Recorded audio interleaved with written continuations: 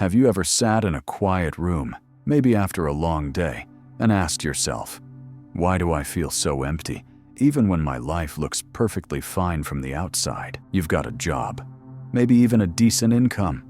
You have friends, a family that checks on you. Maybe you're in a relationship.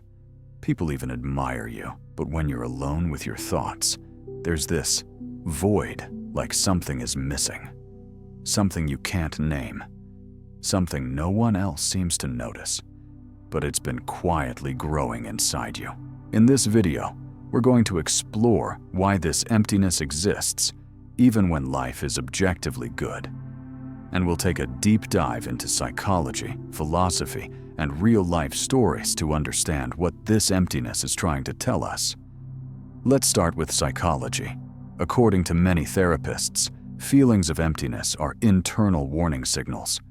They're emotional indicators that something deeper within us needs attention. Dr. Margaret Paul, a renowned psychologist, believes this emptiness comes when we are disconnected from our true selves. We suppress emotions. We prioritize external success. We chase validation. But here's the thing. We often chase things that look like fulfillment, but aren't. We chase more money, more followers, more praise, more achievement. These things give us temporary highs, but after the applause fades and the messages stop, we're left staring at the ceiling, wondering why it's never enough.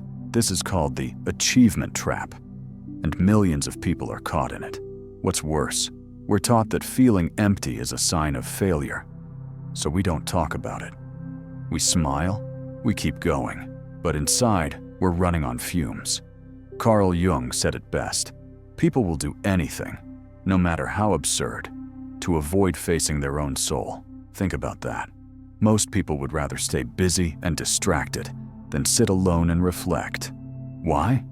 Because silence reveals truth. Now let's talk about the illusion. In today's world, we're conditioned to believe that a good life looks like this: a nice job, a stable relationship, an apartment in a good area, a little fun on the weekends, maybe some travel, some brunches, and a Netflix subscription. But here's the brutal truth. A good-looking life is not the same as a meaningful life. You can have everything society says you should want and still feel nothing inside. Why? Because we mistake comfort for fulfillment. Comfort is not the same as connection. Comfort is not the same as purpose. Comfort is not the same as peace. The mind can be quieted by routine, but the soul will still scream for something more. That scream? That's your emptiness. Let's go even deeper. One major cause of this emptiness is disconnection, not just from others, but from ourselves. We live in a world where we're always connected, yet always alone.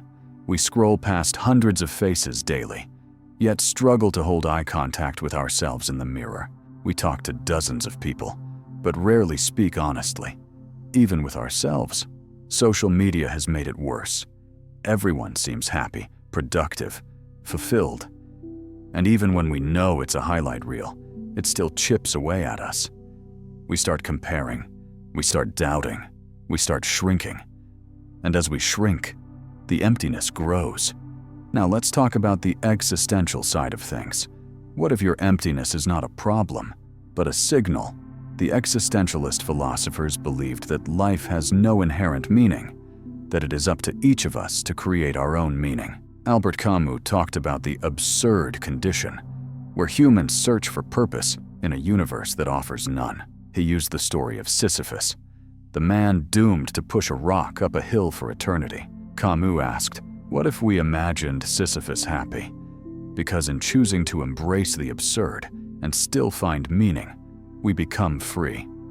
In other words, your emptiness is an invitation to create meaning, to stop living on autopilot, to stop borrowing dreams from others, and to start asking, what do I actually want from this life? There's a metaphor from Buddhism I want to share.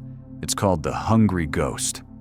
Hungry ghosts are beings with enormous stomachs and tiny mouths. They are always starving.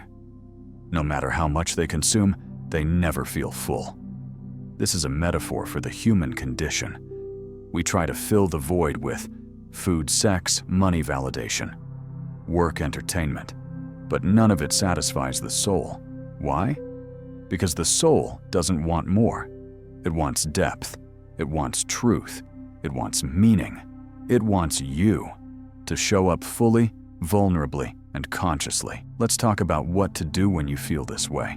Here are a few things that might help. Spend time alone, without distractions. Not scrolling, not watching, just being. Listen to your thoughts. Journal.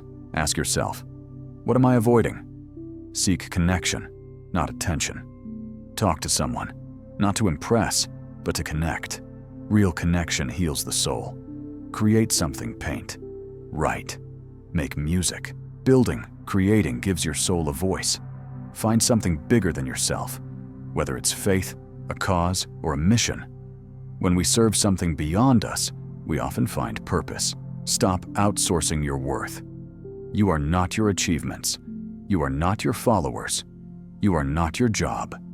You are enough without performance. Emptiness isn't something to run from. It's something to sit with, listen to, and learn from. Sometimes the most painful voids in our lives are also the most honest mirrors. So if you are feeling empty, don't panic. You're not broken.